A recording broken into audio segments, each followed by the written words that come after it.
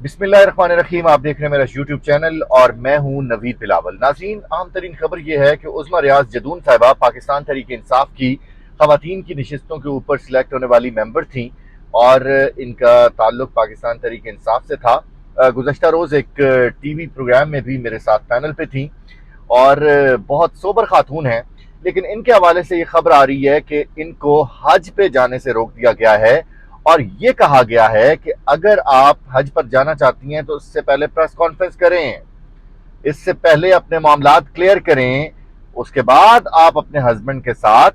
हज की सादत हासिल करने के लिए जा सकती हैं। तो आप अंदाजा कीजिए कि ये किस किस्म का माहौल है कि हज पे जाने के लिए भी पहले प्रेस कॉन्फ्रेंस की शर्त है। हज भी आपका तब कबूल होगा कि पहले आप प्रेस कॉन्फ्रेंस करेंगे, अदरवाइज आपके जितने भी गुनाह है आप कटहरे में खड़े होंगे और जो ही आप प्रेस कॉन्फ्रेंस करेंगे तो आपके तमाम तर गुनाह जो है वो माफ कर दिए जाएंगे। दूसरी जानिब परवेज खटक के हवाले से कल से जो खबरें आ रही थी और कहा जा रहा था कि वो एक अलग से पार्टी बनाने की तैयारी कर रहे हैं और इन खबरों को जानबूझकर मीडिया के ऊपर बहुत ज्यादा हाइप दी जा रही थी, उस हवाले से परवेज खटक की जानिब से ट्वीट सामने आया है और उन्होंने साफ इनकार किया है कि इमरान खान मेरी तबीयत से बहुत अच्छी तरह वाकिफ हैं, इमरान खान मुझे अच्छी तरह जानते हैं, इस तरह की किसी खबर में किसी किस्म की कोई सदाकत नहीं है और यह खबर जो है वो नाकाबिले यकीन है। परवेज खटक की जानिब से बहुत सख्त अल्फाज में अब इस खबर की तरदीद सामने आ गई है और परवेज खटक की जानिब से यह कहा गया है कि इस किस्म का कोई मामला नहीं हो सकता। दूसरी जानिब इमरान खान और शाह महमूद कुरैशी की मुलाकात के हवाले से मैं आपको बताऊं कि इमरान खान और शाह महमूद कुरैशी के दरमियान जो अगले दिन एक तल्ख मुलाकात हुई थी, उसके बाद ये कहा जा रहा था कि डेडलॉक बरकरार है और इमरान खान और शाह महमूद कुरैशी में शायद कोई नाराजगी हो गई है। लेकिन आपको गुज़श्ता रोज की खबर दूं, उससे पहले इस खबर को मीडिया के ऊपर ब्रेक नहीं किया जा रहा था, लेकिन अब जियो न्यूज खास तौर पर इस खबर को चला रहा है कि कल रात शाह महमूद कुरैशी और इमरान खान के दरमियान दोबारा मुलाकात हुई है और उस मुलाकात में कारकुनों की रिहाई के उमूर पर तबादला ख्याल किया गया है। इसके अलावा भी मजीद कई मामलात के ऊपर पेशरफ्त हुई है और शाह महमूद कुरैशी नायब कप्तान के तौर पर इस पार्टी को संभाल सकते हैं, क्योंकि बहरहाल इमरान खान के टिकट पर जो कैंडिडेट इलेक्शन में आएंगे उनकी जीत यकीनी होगी और इस चीज का इदराक ताकतवर इदारों को भी है और बाकी सियासी पार्टीज को भी है और खास तौर पर पीडीएम और स्पेशली नून लीग की जो ज़ेली तंजीम है, जो ज़ेली पार्टी है इस्तेहकाम पाकिस्तान, उनके जो नाम नहाद लीडरान है उनको भी इस चीज का इदराक है कि कामयाब वही होगा जो कि इमरान खान के टिकट के ऊपर होगा। अब मैं आपको बताऊं कि एक और बहुत बड़ी कुर्बानी की तैयारी की जा रही है, क्योंकि पाकिस्तान तहरीक इंसाफ का घेरा हर तरफ से तंग किया जा रहा है और इससे पहले वफाकी हुकूमत से पाकिस्तान तहरीक इंसाफ ने खुद इस्तीफे दिए, असेंबली तहलील कर दी थी और फिर उसके बाद इस्तीफे दे दिए। फिर पंजाब असेंबली जो है, पंजाब और खैबर पख्तूनख्वा असेंबलियों में चूंकि बार बार राना सनाउल्लाह प्रेस कॉन्फ्रेंसेस में कहते थे कि भाई अगर आप वाकई सीरियसली इलेक्शन करवाना चाहते हैं तो आप असेंबलियों से इस्तीफे दें, और बकौल एतजाज एहसन इस भोले ने, इमरान खान ने वाकई इस्तीफा दे दिया और उनकी हुकूमतें चली गई थी, उन्होंने अपनी हुकूमत गंवा दी। लेकिन गिलगित बल्तिस्तान में पाकिस्तान तहरीक इंसाफ की हुकूमत अभी तक कायम थी और गिलगित बल्तिस्तान में कुछ ही दिन पहले एक तहरीक अदम एतमाद आई स्पीकर के अगेंस्ट, क्योंकि तय ये हुआ था कि 2.5 साल एक स्पीकर रहेंगे और 2.5 साल बाद दूसरे स्पीकर को मुंतखब किया जाएगा। ये फार्मूला इमरान खान साहब ने खुद बनाया था और इसी पैटर्न के ऊपर इन्होंने चलना था। और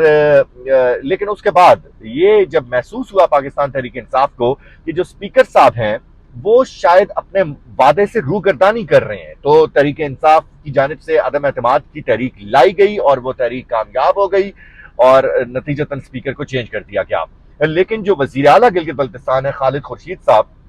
उनको इससे पहले तोड़ने की कोशिश की गई, उनको भी समझाने की कोशिश की गई, लेकिन जब वो नहीं समझे तो अब उनके हाउस अरेस्ट की खबरें आ रही हैं और उनकी जाली डिग्री जो कि उन्होंने यूके से हासिल की है उसको चैलेंज करने के हवाले से बातें हो रही हैं और ये कहा जा रहा है कि उनको उसी जाली डिग्री केस में घर भेजा जाएगा। और पाकिस्तान, मजे की बात यह है,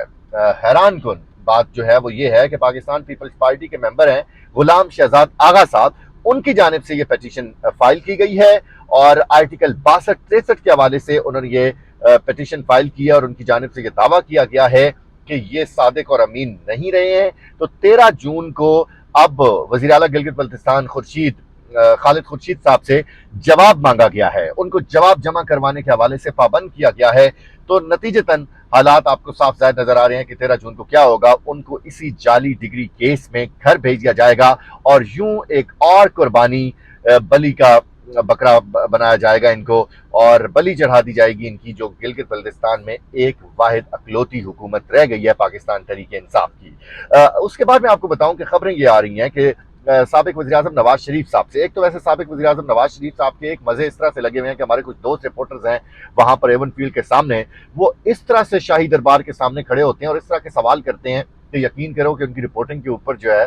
वो ये करने को दिल करता है। उसकी रीजन ये है कि वो सवाल इस तरह से कर रहे होते हैं कि मियां साहब नाराज ना हो जाएं। वो सवाल इस तरह से कर रहे होते हैं कि कोई बात मियां साहब की तबीयत के ऊपर नागवार ना गुजरे। तो एवन फील्ड से मियां साहब निकले, वहां पर कुछ रिपोर्टर्स ने उनके ऊपर सवाल किया कि इलेक्शन से पहले ये जो बजट आया है, ये बजट इलेक्शन का बजट नजर आता है। तो इतना कुछ लोग ज़ाहिर है उसका पोस्टमार्टम कर रहे हैं, कुछ कह रहे हैं पाकिस्तान की तारीख का बदतरीन बजट है, और कुछ लोग ये कह रहे हैं कि इतने मुश्किल हालात में बहरहाल एक मुनासिब बजट है। लेकिन नवाज शरीफ साहब से हैरान कुन बात यह है कि जब नवाज शरीफ साहब से पूछा गया